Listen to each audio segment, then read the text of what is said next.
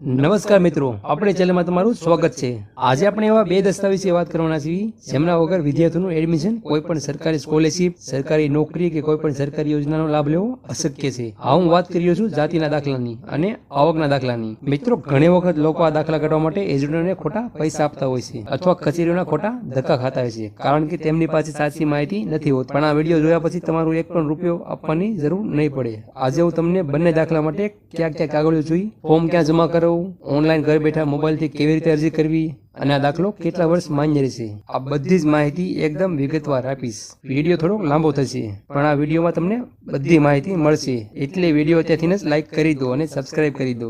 મિત્રો, સૌથી પહેલા વાત કરીએ જાતિના દાખલાની। આ દાખલો એ સાબિત કરે છે કે તમે બંધારણ મુજબ કઈ કેટેગરીમાં આવો, જેમ કે HC મતલબ અનુસૂચિત જાતિ, ST મતલબ અનુસૂચિત જનજાતિ અથવા SABC અને OBC મતલબ સામાજિક અને શૈક્ષણિક રીતે પછાત વર્ગ। આ દાખલો શાળા, કોલેજમાં એડમિશન, અનામતનો લાભ અને સરકારી નોકરીમાં વય મર્યાદામાં છૂટછાટ મેળવવા માટે ખૂબ જ જરૂરી છે। હવે નોંધી લો કે આ દાખલો કઢાવવા માટે તમારે કયા કયા કાગળોની નકલ મતલબ ઝેરોક્ષ જોડવી પડશે। જો આ કાગળો અધૂરા હશે તો તમારું ફોર્મ રિજેક્ટ થઈ જશે। ઓળખનો પુરાવો, આમાં તમારું આધાર કાર્ડ, ચૂંટણી કાર્ડ અથવા પાન કાર્ડ આપી શકો છો। સરનામાનો પુરાવો, તમારું રેશનિંગ કાર્ડ જેમાં તમારું નામ હોવું જોઈએ અને સાથે લાઇટ બિલ કે વેરા બિલ। જ્ઞાતિનો પુરાવો, આ સૌથી મહત્વનો ભાગ છે। આના માટે તમારે શાળા છોડવાનું પ્રમાણપત્ર મતલબ લિવિંગ સર્ટિફિકેટ જોઈએ છે જેમાં તમારી જ્ઞાતિ સ્પષ્ટ લખેલી હોવી જોઈએ। જો તમારી પાસે LC ન હોય તો તમારા પિતા કે દાદાનું પણ LC ચાલશે। પેઢીનામું, જો તમે પિતા કે કાકાના કાગળો જોડી રહ્યા હોવ તો તલાટી પાસે બનાવેલું પેઢીનામું જોડવું પડશે જેથી સાબિત થાય છે કે તમે તેમના સંતાન છો। તલાટીનો દાખલો, ગ્રામ વિસ્તારમાં રહેતા હોવ તો સ્થાનિક તલાટી કમ મંત્રીનો રૂબરૂ જ્ઞાતિ અંગેનો અભિપ્રાય જોઈએ છે અને એક પાસપોર્ટ સાઇઝનો ફોટો। એક મહત્વની ટીપ, જો તમે SABC કે OBC માં આવો છો તો તમારે જાતિના દાખલા સાથે નોન ક્રિમિનલ સર્ટિફિકેટ પણ કઢાવવું પડશે। આ સર્ટિફિકેટ વગર OBC અનામતનો લાભ મળતો નથી। હવે સવાલ એ થાય છે કે અરજી ક્યાં કરવી?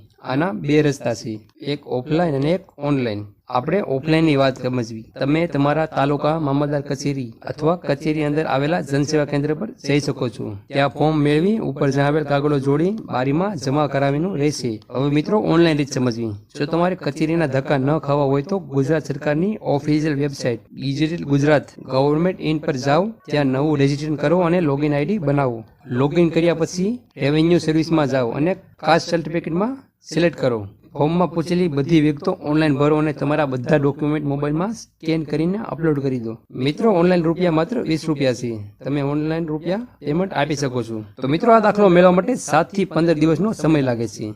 જો તમે ઓનલાઈન અરજી કરી છે તો તમારા મોબાઈલમાં SMS આવી જશે અને તમે વેબસાઇટ પરથી ડિજિટલ સાઇન વાળો દાખલો ડાઉનલોડ કરી શકશો। કેટેગરી માટે જાતિનો દાખલો લાઈફ ટાઈમ માન્ય રહે છે, તેને વારંવાર રિન્યુ કરાવવો પડતો નથી। મિત્રો, OBC માટે પણ જાતિનો દાખલો કાયમી હોય છે પણ તેને નોન ક્રિમિનલ દર વર્ષે અપડેટ કરાવવો પડશે। તો મિત્રો, ચાલો હવે બીજા મહત્વના દસ્તાવેજની વાત કરવી, એ છે આવકનો દાખલો। આ દાખલો એ સાબિત કરે છે કે તમારા પરિવારની વાર્ષિક આવકની કમાણી કેટલી છે। મુખ્યત્વે શાળા કોલેજમાં ફી માફીની યોજનાઓ જેમ કે MYSY અથવા વાલી દીકરી યોજનાઓ, RTE અંતર્ગત પ્રાઇવેટ સ્કૂલમાં મફત ભણવા માટેની અને રેશનિંગ કાર્ડમાં કામકાજ માટે આ દાખલો ખૂબ જ જરૂરી છે। તો મિત્રો, હવે જાણવી દસ્તાવેજનું લિસ્ટ। પહેલું છે આધાર કાર્ડ અને રેશનિંગ કાર્ડ। રેશનિંગ કાર્ડમાં અરજદારનું નામ હોવું જોઈએ। બીજું છે રહેવાસીનો પુરાવો, આના માટે લાઇટ બિલ કે વેરા બિલ હોવું જોઈએ। ત્રીજું છે આવકનો અસલી પુરાવો। ખાસ ધ્યાન આપજો, જો પિતા કે પરિવારના સભ્ય નોકરી કરતા હોય તો તેમની સેલરી પે સ્લીપ મતલબ સેલરી સ્લીપ, જો ધંધો વેપાર હોય તો અને ઇન્કમ ટેક્સ ભરતા હોય તો ITR ની નકલ મતલબ ઇન્કમ ટેક્સ રિટર્નની નકલ, અને જો ખેતી મજૂરી કે નાનો મોટો વ્યવસાય કરતા હોય તો સ્થાનિક તલાટી કમ મંત્રીનો રૂબરૂનો આવકનો જવાબ જોડવો જેમાં બે પાડોશીની સાક્ષી તરીકે સહી કે અંગૂઠો લઈ લેવું। તો ચોથું છે સોગંદનામું। ઘણી જગ્યાએ મામલતદાર કચેરીમાં આવક અંગેનું સોગંદનામું પણ માંગવામાં આવે છે। પાંચમું છે પાસપોર્ટ સાઇઝનો ફોટો।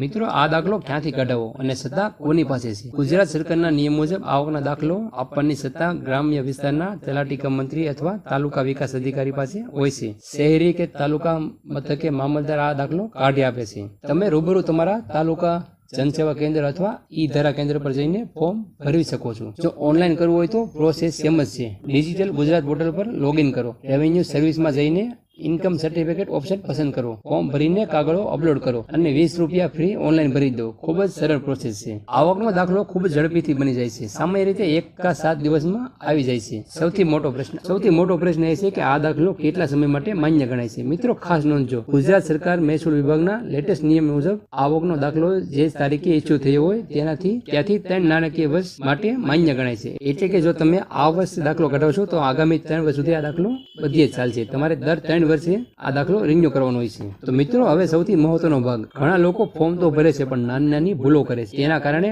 ફોર્મ રિજેક્ટ થઈ જાય છે. તો ફોર્મ ભરતી વખતે કઈ બાબતોનું ધ્યાન રાખવું? નામ જોડણી મતલબ તમારું સ્પેલિંગ, તમારા આધાર કાર્ડ, રેશનિંગ કાર્ડ અને શાળા કોલેજના એલસી ના નામમાં કે પિતાના નામમાં સ્પેલિંગમાં કોઈ ભૂલ થવી ન જોઈએ. જો નામમાં મોટો તફાવત હશે ફોર્મ રિજેક્ટ થઈ જશે. રેશનિંગ કાર્ડ અપડેટ રાખવું.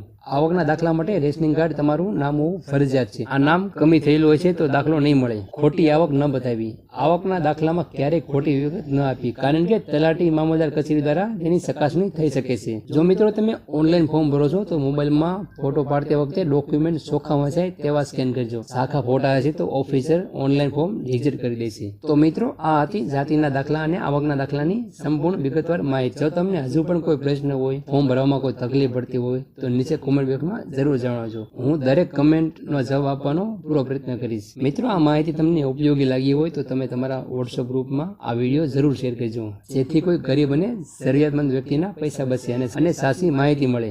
વિડીયો લાઈક કરવાનું ભૂલતા નહીં અને આવી જ અવનવી સરકારી યોજના માટે આપણી ચેનલ સરકારી મિત્રને સબસ્ક્રાઇબ કરી લો. તો મળવી એક નવા વિડીયોમાં આવે જ કોઈ ઉપયોગી માહિતી લઈને. ત્યાં સુધી આવજો. જય હિન્દ.